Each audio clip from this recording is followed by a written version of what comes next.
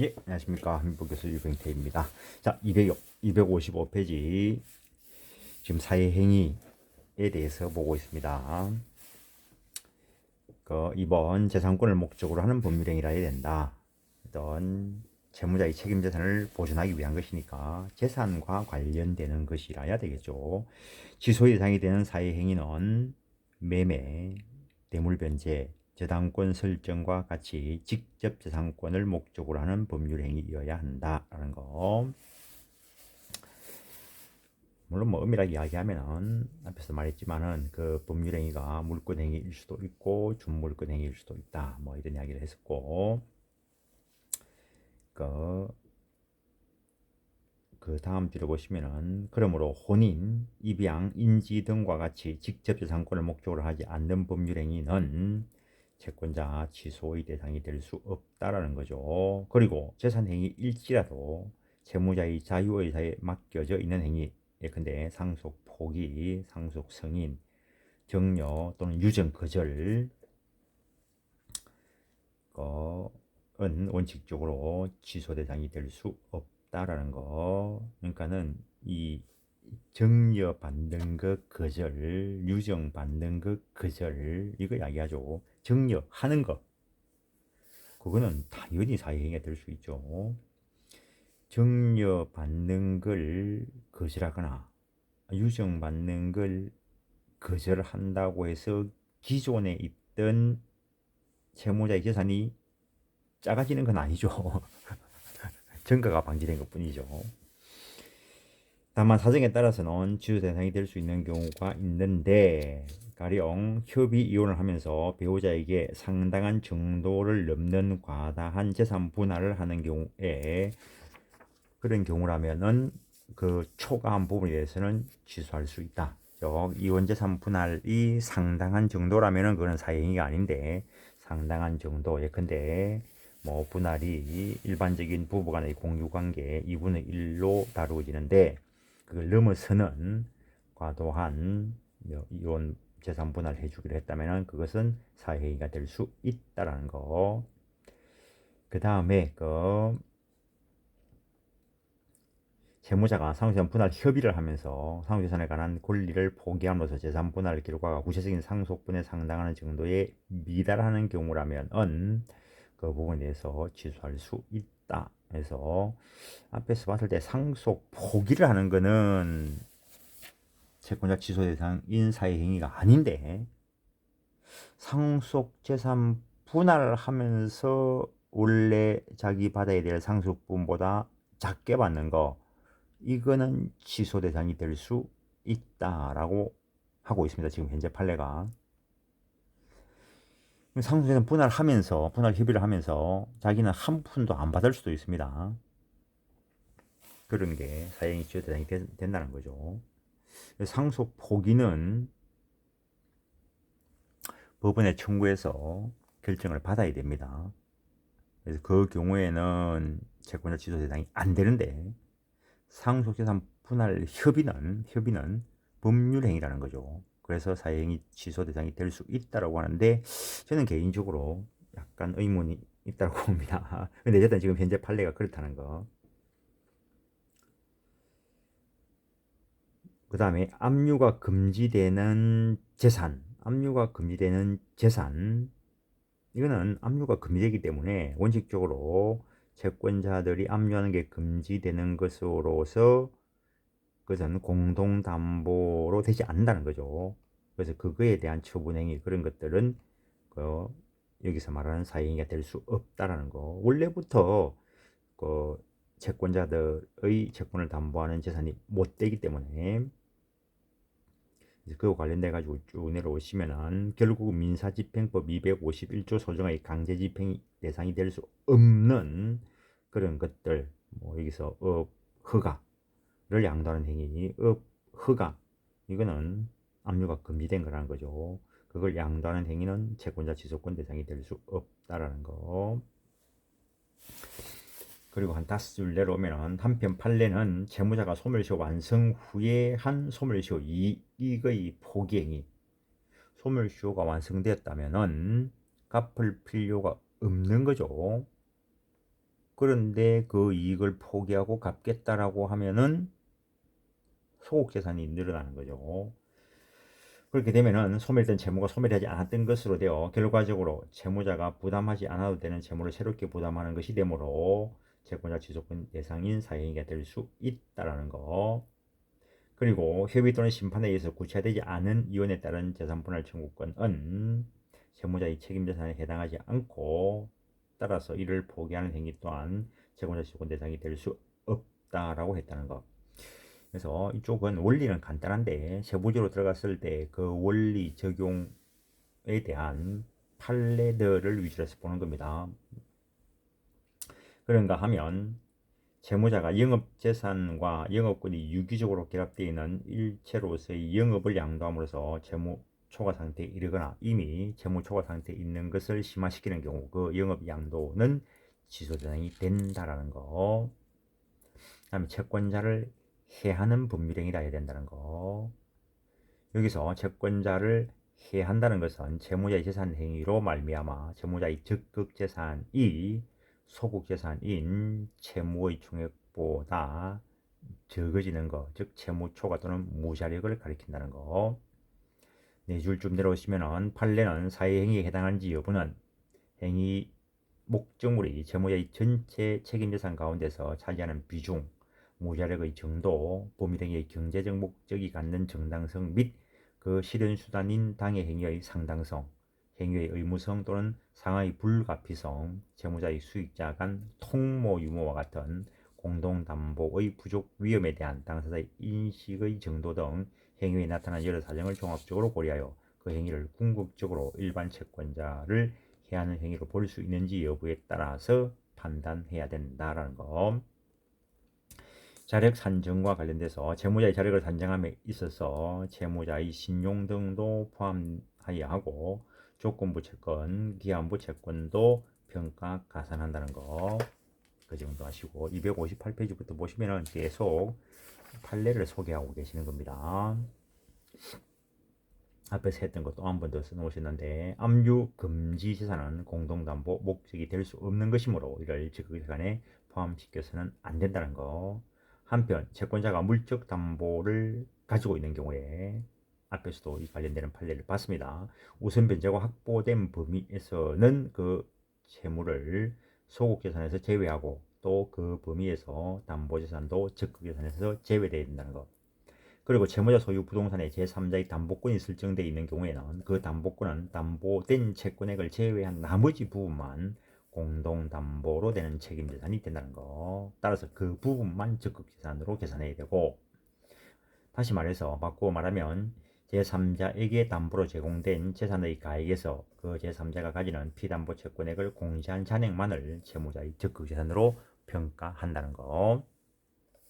그런데 수개의 부동산의 공동재산권이 설정된 경우에 책임재산을 산정함에 있어 각 부동산이 부담하는 피담보 채권액은 특별한 사정이 없나 민법 368조의 규정 취지에 비추어 공동담보의 목적으로 된 각 부동산 가액에 비례하여 그 공동재단권의 피담보 채권액을 안분한 금액으로 봐야 된다. 이건 368조 재단권 쪽에 있는 규정인데 그쪽에서 공부를 하고 와야 됩니다. 공동담보되었을 때 달리 그한 바가 없을 때는 담보 목적물 가액에 비례해서 안분하는 책임을 지게 된다는 거. 그런데 그 수개의 부동산이 위에서 봤던 것은 전부가 일단 채무자 소유의 부동산에 대한 공동재단권이 설정된 경우를 산정한 것이다면은 한 세 줄 내려와서 그러나 수개의 부동산 중 일부는 채무자 소유이고 일부는 공동재단권이 설정된 상태에서 이를 취득한 제3취득자 소유. 그래서 일부는 채무자 소유이고 일부는 채무자 소유가 아니라는 거죠. 그 제3취득자가 민법 481조, 482조의 규정에 의한 변제자 대위에 의해서 채무자 소유 부동산에 대해서 재단권을 행사할 수 있는 지위에 있는 그런 경우라면 채무자 소유 부동산에 관한 피담보 채권액은 공동재단권의 피담보 채권액 전액으로 봐야 한다. 결국에는 채무자 소유 부동산을 가지고 책임질 것이기 때문에 그렇습니다. 마찬가지로 이렇게 한 세 줄 내려오시면은 그 수개 부동산 중 일부는 채무자 소유이고 다른 그는 물상 보증인 소유인 경우, 이 경우에도 결국에는 채무자 소유 부동산 가지고 책임을 져야 될 것이기 때문에 이때도 259페이지 보시면은 그 전액으로 봐야 된다는 것, 그 점도 하시고, 한 4줄쯤 내려오시면은 한편 사행위 당시에 존속하고 임대차 관계에서 이 임차인의 보증금 반환 채권, 즉 채무자인 임차인의 보증금 반환 채권은 장차 임대차 관계가 종료되는 등으로 그 권리가 실제로 성립하는 때에 선순위 권리의 존재 또는 임차인의 차임 지급 의무 불이행 등으로 임차인이 이를 현실적으로 반환받을 가능성이 없거나 제한되는 것으로 합리적으로 예측되는 등의 특별한 사정이 없는 한 그 처음의 보증금 상당의 가치대로 적극 예산에 포함시켜야 된다. 나중에 임대차 끝나고 나면 결국에 돌려받을 재산인 거죠. 채무자의 무자력 여부는 일단 사회행위 당시를 기준으로 판단한다는 거. 그래야 사회행위가 될 수 있겠죠. 근데 뭐 소송 중이라도 채무자의 재산이 증가해가지고 소극재산, 빚을 다 감당하고 남는 게 있다면 무자력이 아닌 거죠. 그럼 그때 가서는 사회성이 없는 것으로 될 수도 있습니다. 그리고 대법원은 채무자의 재산 처분행위가 사회행위 되는지 여부는 일단 처분행위 당시를 기준으로 판단해야 한다. 하므로 담보로 제공된 부동산에 대하여 임의 경매 등의 환가 절차가 개시되어 진행되는 도중에 재산 처분 행위가 이루어졌다 하더라도 그 재산 처분 행위의 사회성 여부를 판단하기 위한 부동산 가액의 평가는 부동산 가액의 하락이 예상되는 등의 특별한 사정이 인정되지 아니하는 한 사후에 환가된 가액을 기준으로 할 것이 아니고 사회성 여부가 문제되는 재산 처분 당시의 시가를 기준으로 해야 될 것이라는 것. 밑에서 두 번째 줄, 그 밖에 채권자 지소권을 행사하는 때, 즉 사실심 변론 종결 당시에도 무자력이 된다. 그래서 사실심 변론 종결에 가서 보니까 채무자가 뭐 재산이 상당히 많이 있다는 거죠. 그러면은 사회성이 없는 거죠. 사회성이 없으면은 청구 기각하겠죠. 따라서 처분행위 당시에는 채권자를 해하는 것이었다 하더라도 그 후 채무자가 자력을 회복하거나 채무가 감소하여 지소권 행사 시에 채권자를 해하지 않게 되었다면 채권자 지소권에 의해서 책임재산을 보존할 필요성이 없기 때문에 채권자 지소권은 소멸한다라는 거. 그 다음에 261페이지 구체적인 경우에서 변제 및 대물 변제라는데, 변제는 채무자가 특히 일부의 채권자와 통모하여 다른 채권자를 해할 의사를 가지고 변제한 경우를 제외하고는 채무 본질에 따른 변제는 원칙적으로 사회행위가 되지 않는다는 거. 변제를 하면은 채무자의 적극 재산도 감소되겠지만 그에 상해서 소극 재산도 없어지는 거죠. 전체적으로는 제로인 거죠. 단 변제의 경우에는 적극재산뿐만 아니라 소극재산도 감소하게 하여 채무자의 책임재산의 변동을 가져오지 않을 뿐더러 채무자는 변제를 거절하지 못하기 때문이라는 것.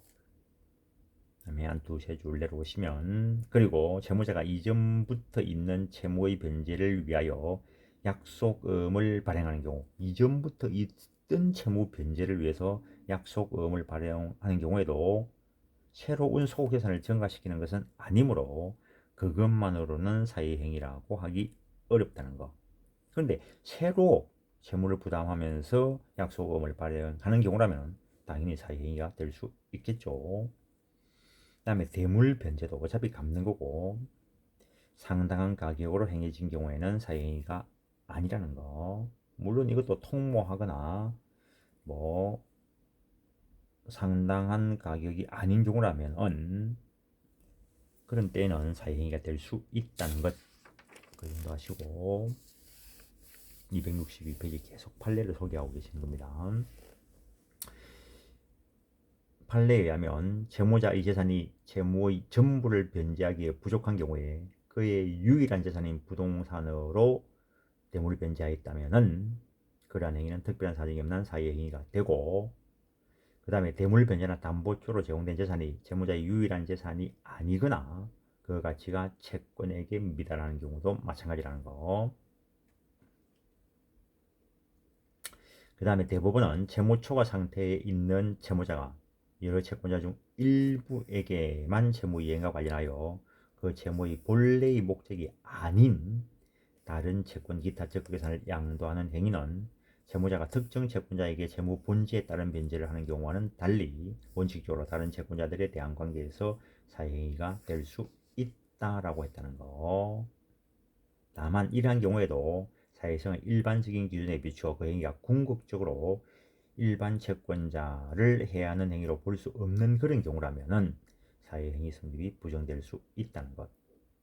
그다음에 그에 비하여 우선 변제권이 있는 채권자에게 대물 변제를 제공하는 것은 원래부터 이거는 우선 변제권이 있었기 때문에 또 다른 새로운 사유에 의해서 다른 채권자들 이익을 해야 하는 것이라고 볼 수 없기 때문에 사회행위가 되지 않는다는 것. 그다음에 대물 변제가 상당한 가격으로 행하지지 않은 경우 앞에서 말씀드렸죠. 그때는 채무를 초과하는 가치 범위에서 사회행위가 되고, 그다음에 물적 담보 제공, 일부 채권자를 위하여 저당권 설정 기타의 물적 담보를 제공하는 것은 원칙적으로 사회행위가 아니라는 거. 그러나 이미 채무 초과 상태에 있는 채무자가 그의 유일한 재산인 부동산을 채권자 중 어느 한 사람에게 담보로 제공한다면 그때는 다른 채권자들의 관계에서 사회행위가 된다는 것. 다만 그러한 경우라 할지라도 사업을 계속 추진하기 위하여 특히 신규 자금을 융통받기 위하여 부득이 특정한 채권자에게 담보 제공하는 것과 같은 특별한 사정이 있는 때라면 사회행위가 아니라는 것. 그러나 대부분은 채무자가 사업활동에서 실제로 활용할 수 있는 신규 자금의 유입과 기존 채무 이행의 연장 내지 채권 회수 조치의 유예는 사업의 경색이나 계속적 추진을 위하여 가지는 경제적 의미가 동일하다고 볼 수 없다고 하면서 비록 사업의 경색이나 계속 추진의 의도에서 저당권을 설정하였다 하더라도 신규 자금 융통 없이 단지 기존 채무 이행을 유예받기 위해서 채권자 중 한 사람에게 담보를 제공한 그런 경우라면 사회행위가 된다는 거. 그래서 이미 채무 초과 상태에서 그 유일한 부동산의 채무자 중 일부 특정한 사람에게 담보 제공하는 것은 사회행위가 된다는 거. 그런데 일부 채무자에게 담보 제공한 것이 사업을 계속 추진하기 위해서 신규 자금을 융통받기 위한 그런 특별한 사정이 있다면 사회행위가 아닌데, 그런데 신규 자금 융통이 아니고 기존 채무 이행을 유예받기 위한 것이라면 사회행위가 된다는 거.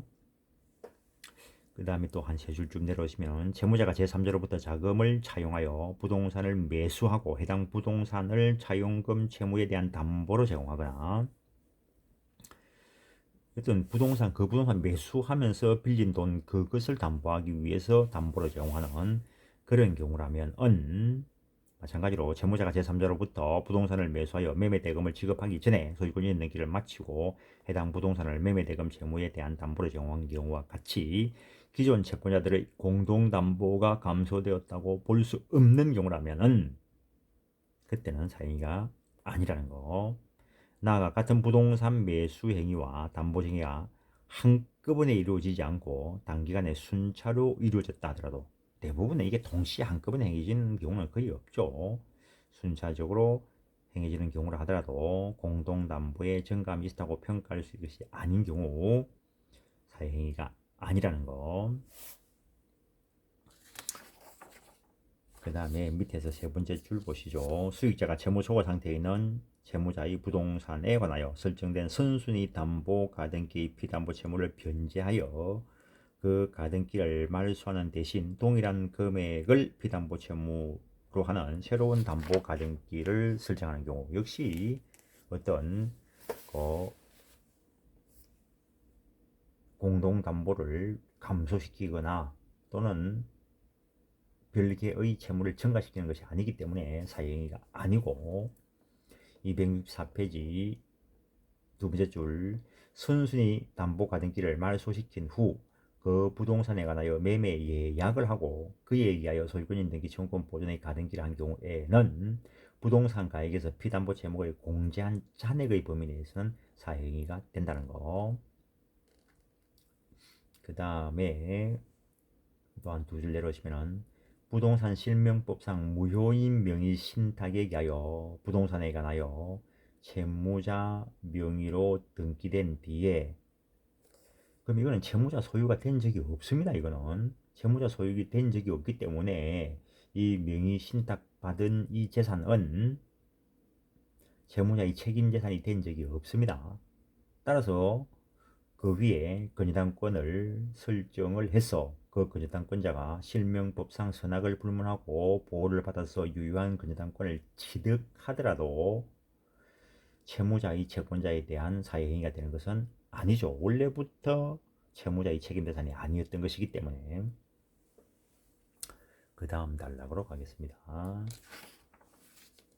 채무자가 제3자의 채무를 담보하기 위하여 자신의 부동산의 건의당권을 설정함으로써 물상 보증인이 되는 경우, 이거는 자기 채무를 부담하는 게 아니고 제3자의 채무를 담보하기 위해서 물상 보증인이 되었다면 책임재산을 감소시키는 것이 되죠.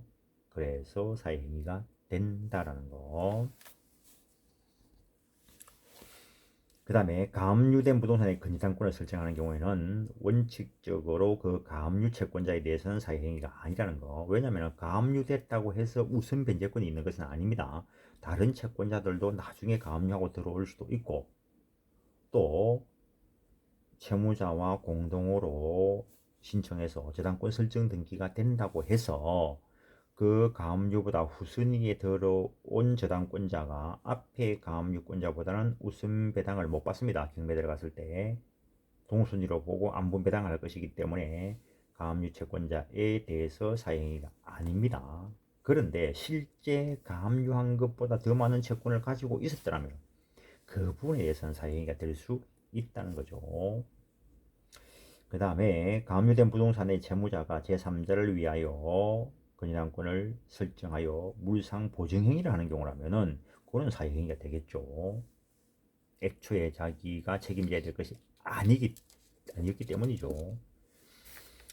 그 다음에 265페이지 보면 이건 다른 법 조항 때문에 그런데, 그리고 신축 건물의 도급인이 민법 666조가 정한 수급인의 저당권 설정 청구권 행사에 따라서 공사대금 채무 담보로 그 건물의 저당권을 설정하는 행위는 사행위가 아니라는 거. 왜냐하면 이거는 법이 인정하고 있는 것입니다. 마찬가지로 신축 건물 수급인으로부터 공사대금 채권을 양수받은 자의 저당권 설정 청구권에 의해서 신축 건물 도급인이 그 건물의 저당권을 설정하는 행위 역시 사행위가 아니라는 거. 그 다음에 뭐 당연한 이야기죠. 판례는 주택임차보호법 소정의 소액보증금 최우선 변제권은 임차 목적 주택에 대하여 다른 일반적인 우선 변제권보다 더 우선 변제받을 수 있는 법정 담보 물권을 부여하는 것으로서 이거 사회행위 된다는 거. 그 정도 하시고 다음 시간에 인적 담보 부담부터 보도록 하겠습니다.